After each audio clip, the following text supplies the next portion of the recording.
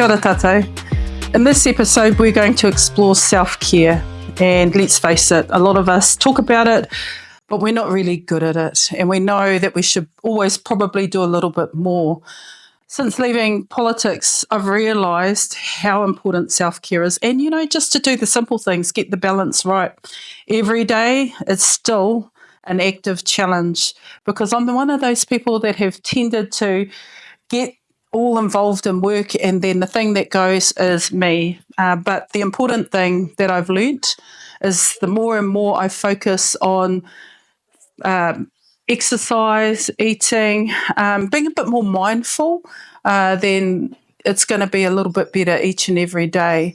One of the things I really like to do is go walking. And, for a lot of people, walking allows you to not think about too much, unpack and start to kind of sort your thoughts out. When I was young, I suffered a lot from anxiety, and it's really hard because, if you have anything kind of presenting that might be in that mental health space, back in the day when I was growing up, people tended not to talk about it. They tended to kind of mask a lot of things that had anything to do with mental health. But anxiety when you're a young person is a lot more common than I think people are prepared to talk about. And we need to talk about mental health. We need to talk about anxiety, how it presents in our young people. What can we do as parents or as whānau to support our rangatahi who may be feeling anxious? And when this really came up as an issue for me in our household as a whānau, it really was because of COVID. And COVID showed that when our rangatahi were watching the 1 o'clock news every day, they were starting to feel anxious. Am I going to get COVID?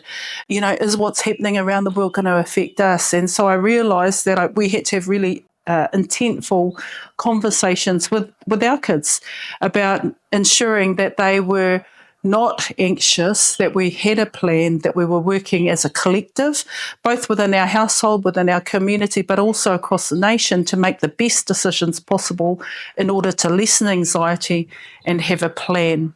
But one of the things that we can all do absolutely to deal with issues like anxiety is get some exercise and ensure that we can help each other along the way by talking about it. So walking for me is helpful, talking things through with good friends, being able to sit and listen and sit or stand in the gap, if you like, for whānau who are going through struggles, just to listen. And if we can do that successfully and well, we know that we're making really good steps towards ensuring that people are helped to see things as they are, perhaps think about things as they want them to be and then take steps. But hey, I'm no angel. I have to also say that self-care for me has had some really big impacts.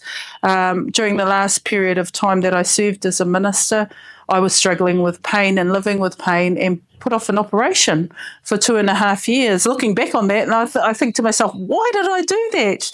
But I did it, and my health suffered as a result. I'm in a much better space now, but again, focusing on what's important. We're no good to anybody if we don't focus on our own health. So breathing techniques helped me during that time in terms of just dealing with pain, breathing through that to be able to function, but also to be able to continue to focus. And I adopt more rigidly, I think, the types of activities that help me to be well. And what I want to explore over time is how do people deal with challenge? How do people deal with stress?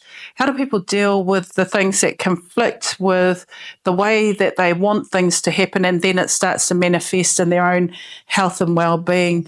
I've always struggled with weight, for example, and yep. Part of it I've put off to, it's a lifestyle. You grab a quick kai here and a quick kai there.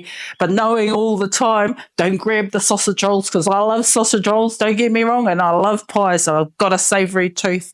And I have learned perhaps later in life, rather than grab 2 sausage rolls, grab 1 sausage roll and then just eat it very slowly over the course of the duration. So everyone's got little tricks, and that's so important. And self-care is also about self-awareness, because in our lives we go through a whole lot of, ups and downs, trials and tribulations that play out emotionally if we're not self-aware. So having people around you that you can bounce things off and say, oh man, today was a hard day. I lashed out, or I spoke sharply, or I treated someone in a way that they didn't deserve. Yet we're too slow to say sorry because we don't want to recognise the things that we're dealing with. And we're all going through it. So again, this is a reflection point for me. I've had this time since Parliament to start reflecting on those types of elements of that cause me to seek to emphasise and seek out better models of self-care to integrate into my life. And that's really where I'm at, I keep this, it's like the good Tina Turner song, women of a certain age, they start to see things in a very different light, and that's where I'm at. And I chose deliberately to look for things that give me joy, whether it's walking in the ngahere, going for a swim, playing with my kids, doing activities that perhaps I wouldn't necessarily do. For me, it's writing poetry in particular, being with people who make me laugh, and not being afraid to be stupid, being vulnerable. Those are all self-care techniques that, for me, work because it means my feet are on the ground, that I can be more connected to who I am, that I can connect to the people that I love in a genuine way with intent, but also that I'm a project. My life's journey is a whole project and exercise in trying to do the best that I can each and every day. And, never go to sleep angry, and wake up and just reaffirm today's another day, another chance to be a better you. And those are the types of things that I've been really grateful for since leaving Parliament and focusing on my own self-care. I have to say, this is the time too where I start reaching for the kinds of books or, words of wisdom, or people that have gone through their own journey of self-discovery and self-care, and try and get some gems from them about the things that have worked. So for all of us women out there, it's the kinds of conversations you really want to have around the kai table. But in a future episode, we'll explore the issues around menopause and what women go through, because I think that's going to be a really exciting discussion, especially for Māori women when so much is left unsaid. I'm going to share with you an experience or a reflection that I had when I was down in Maniapoto and walked up Motakiora. Well, self-care and self-discovery go hand in hand. And one of the things I'm becoming really aware of is that there's a time and a place for everything. And as you take deliberate steps towards ensuring that you're looking after yourself, that you're mindful, that you're caring and kind to yourself, that you find joy, then you can share the very best of who you are in that certain time of your life. And we have to remember that nobody's perfect. I've certainly learnt that. And one of the things that I've reflected on as I've walked my various maunga, and today I'm at Motakiora, is that when they say, blood, sweat and tears, I think of women's self-discovery and healing, self-care.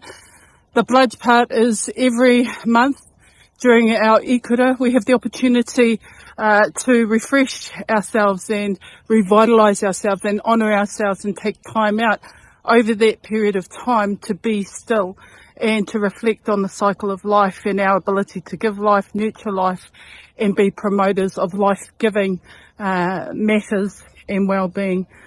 Sweat, well, when we think about the body and its functions and anything that takes physical effort, it's a way to recognise that the tinana, by releasing toxins, has the ability to correspond with the type of healing that's important to us at any given time.